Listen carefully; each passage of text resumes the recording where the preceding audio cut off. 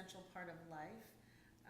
I am a Christian believer. I'm very involved with my church and my faith, and I don't feel that it's optional. It's basically part of God's plan for us that we are called to help if we're in the position to help others. And I can't ever see a situation where there is a needy family or a needy community and just keep walking. And so right now I think we're at 3 or 4 nonprofits that we've started or launched.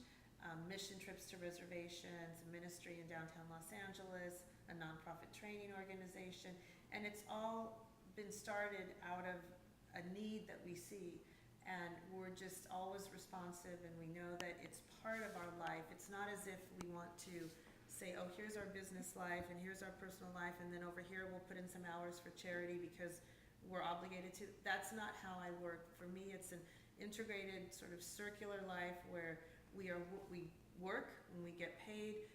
Thank you, Lord. But part of it means also serving the communities we work with and seeing any needs.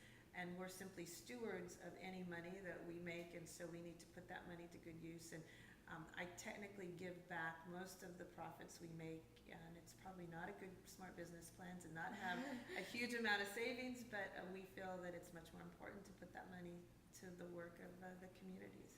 Yeah, especially when you get to the top, it's important to give back to the people who've helped you in your community. Absolutely.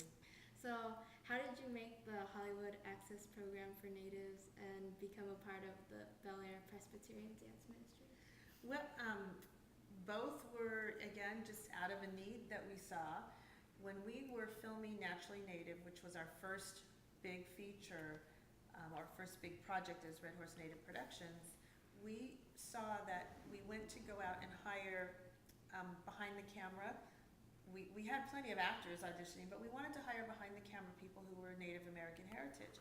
And we sent out announcements and notices and job searches for, costume designers and design people in terms of set design and grips and, all the different positions you would have behind the camera. And there were very few people that actually had the resume to match our need who were of Native heritage. And as I asked around, I said, why are there so few of us? And they said, it's because this is an industry that's very specific, and you have to have on-the-job training. You can go to film school, but that doesn't really teach you how to light a set or how to load the film into the camera depending on what's being used. You really have to get out there and work on films. And the internship programs are sort of selective and difficult to apply for, and someone on a reservation probably doesn't have any idea how to do that. So we decided we would focus a Hollywood training program to Native people. They could be students or adults, didn't matter, on reservations or off reservations.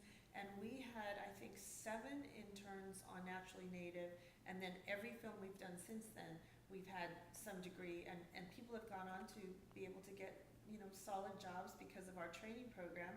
And it's all nonprofit, funded often by the tribes who want to support their students or their members, and it's worked out great. At Bel Air, how we started the dance ministry is I was a dancer and had a dance company at the church where we were just dancing for the Lord. Performances, though. It was not technically a ministry, it was just a performance group for, holidays and whatnot. Mm-hmm. And the mission in downtown, it's called the Ann Douglas Center as part of the LA mission, called me and said, we have women here of all nationalities, and they come in off the streets and they're in rehabilitation. They're trying to get their lives back, get their families back. Most of them are drug addiction or they're substance abuse addicts, and they really need exercise as part of their treatment. But we don't want to just throw them into an exercise class with no meaning, so could you create something that helps them in their rehabilitation? And so I created what I call Jesus-size, and we do dance and exercise to music that I feel is uplifting. It's not always gospel music, but it could have an embedded message.